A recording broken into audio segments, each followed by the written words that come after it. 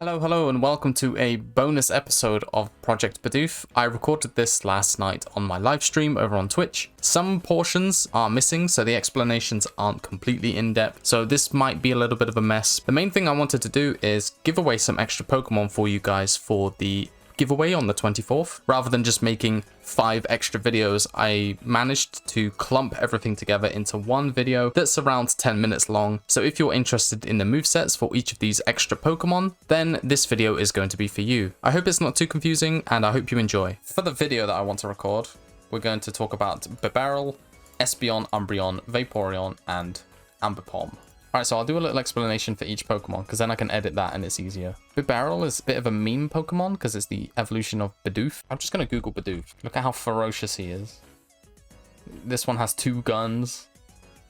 This one has, like, the greatest abs I've ever seen. We're going to use the ability Simple. What this does is it doubles the stat changes for your Pokemon. Well, it simulates doubling them.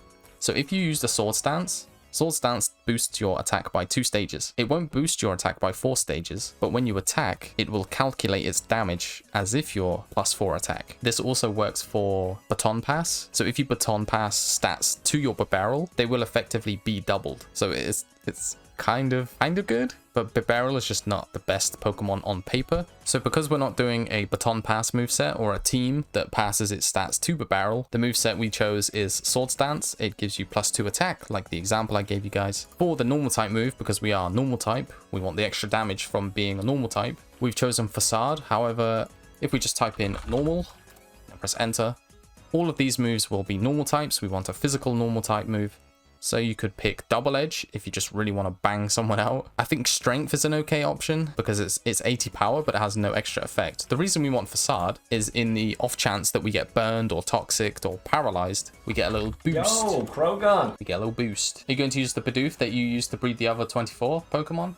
Yes. This Bibarel, I'll actually show you. This Bibarel gave birth to every single other Pokemon that I'm going to give away. Actually, that isn't true because this is a male. This is the Bibarel, yes. It was a Bidoof, but it has matured. So he's like the father to all these other Pokemon in this box. For the item, I picked Life Orb, but you could go Focus Sash. I think that's like the only choice, really. Just having some sort of safety net if you want to click Sword Stance and then click Aqua Jet, because Aqua Jet works the same way as Quick Attack does. It's 1 priority bracket higher than the usual moves that you will use. However, it's a water type move. What we're basically doing is we're filling up our same type attack bonus moves. We're not going for any sort of coverage because the only real things that can block normal and water types, like Skarmory, steel types, yeah, some steel types probably. The object here is to just Sword Stance at a time when, you know, we can do some damage, and then we try and do some damage. That's Bibarel's role here as a Sword Stancer. So it's pretty simple. You could actually go for maximum HP EVs instead of speed. You could actually just rely more on Aqua Jet. You don't have to go max speed, but max speed is still quite nice because it's base 71. It's not the slowest in the world, but there will be base 70 Pokemon out in the competitive sphere that you'll outspeed. So it's just something to consider as always. I try to make it quite open for these guys in my videos. I'll leave it up to your choices. I won't give you like a 100% you have to use this moveset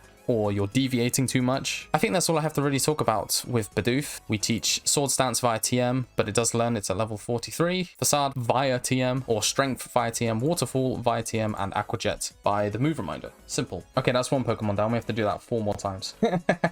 This feels a lot like classroom presentations, because I would just be sat here on my own talking, knowing what I'm going to say, blah, blah, blah. But I've got an audience, you know, I've got you guys munching. Yeah, as long as you chew with your mouth closed, it's fine. We're going to talk about Espeon. My Espeon is level 14. It's a timid nature, maximum special attack and speed for its EVs, and it has Psychic, Dazzling Gleam, Grass Knot, and Shadow Ball, which are all taught by TM. Actually, I need to do some. Who saw it? You guys didn't see it, did you? Its hidden ability is Magic Bounce, which reflects status moves instead of getting hit by them. What does this mean? It means that in the case of moves such as Toxic, Will-O-Wisp, Stealth Rocks, Spikes, Toxic Spikes, any sort of non-damaging moves which can target you, they are reflected back to the other player. This also counts for moves such as Roar and Whirlwind and Leech Seed. Eevee in general, I wish Eevee and its evolved forms had a wider move pool. It seems like the moveset I've chosen here is just the best of both worlds. You get to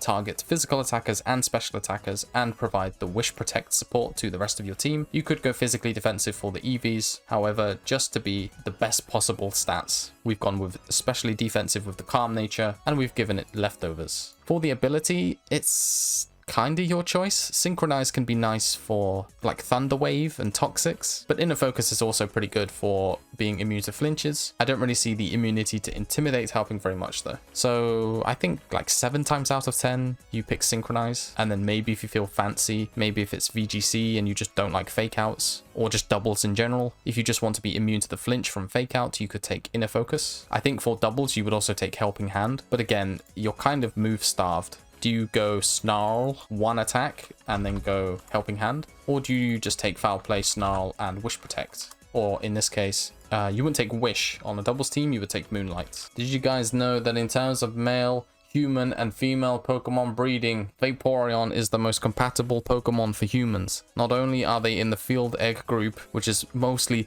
comprised. Used to be.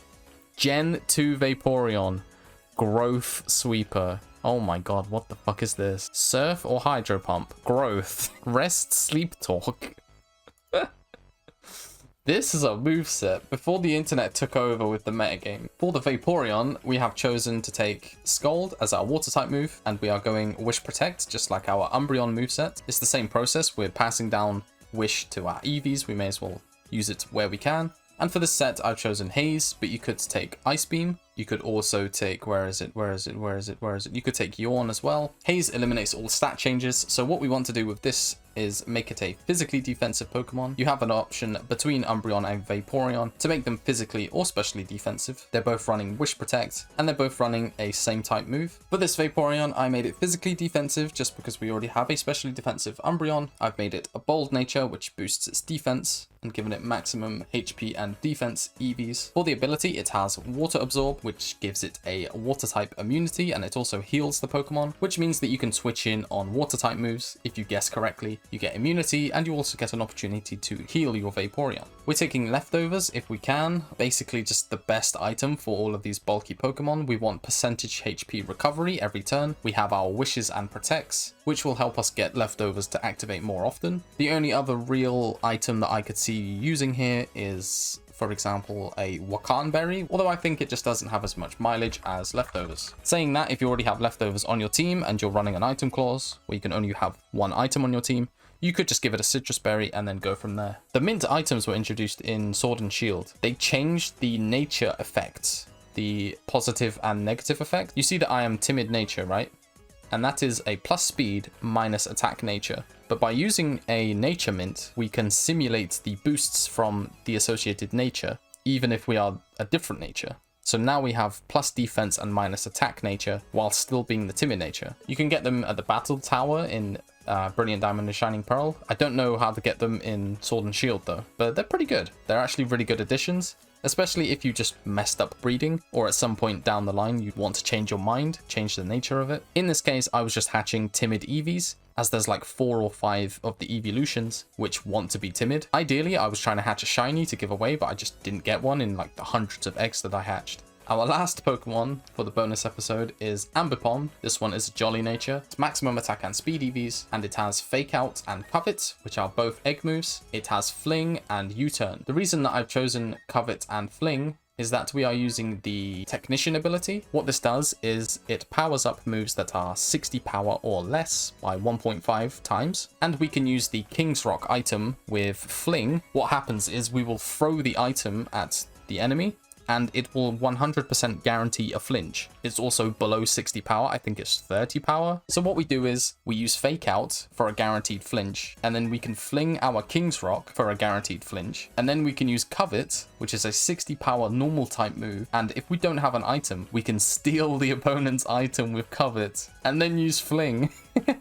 It's so stupid. This moveset is not like super practical. Okay, it's like a meme set that I made for this series, basically. I think U-Turn and Fake Out are the only 2 genuinely serious moves on this moveset. U-Turn is just very good for the sake of keeping or obtaining initiative in single battles, and Fake Out is just good to control the space or come in and get a guaranteed flinch or threaten a guaranteed flinch. Another moveset you could go with, which is just a complete meme, is Fake Out and Last Resort. Last Resort is a move which has a 140 base power. It's a normal type move, and you can only use it after you've used every other move in your moveset. So because you only have Fake Out and Last Resort, your game plan is use Fake Out, next turn, use Last Resort, and then just use Last Resort until you run out of Last Resort PP. It's really dumb. I used it quite a lot in Pokemon X and Y in the Battle Maison, and it was actually really strong. It was really successful in getting at least a 1-for-1 trade.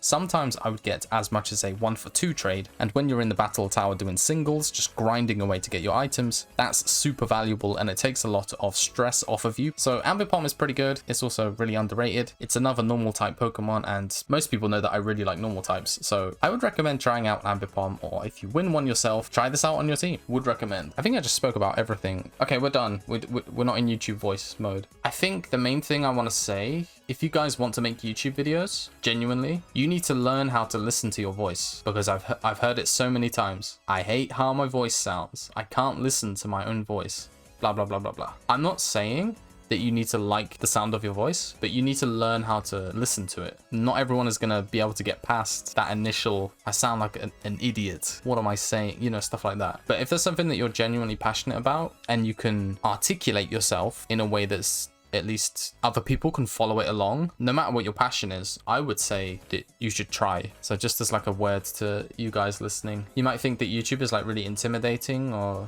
it takes a lot of work, and for the most part you're right. If you're passionate about something, then it's really easy for other people to see that. Is basically what I'm saying. This was basically just an exercise in yapping to myself for an hour. Maybe I'll see you guys in the Minecraft Pixelmon server when that happens over the weekend. See you later, guys. Love you, love you.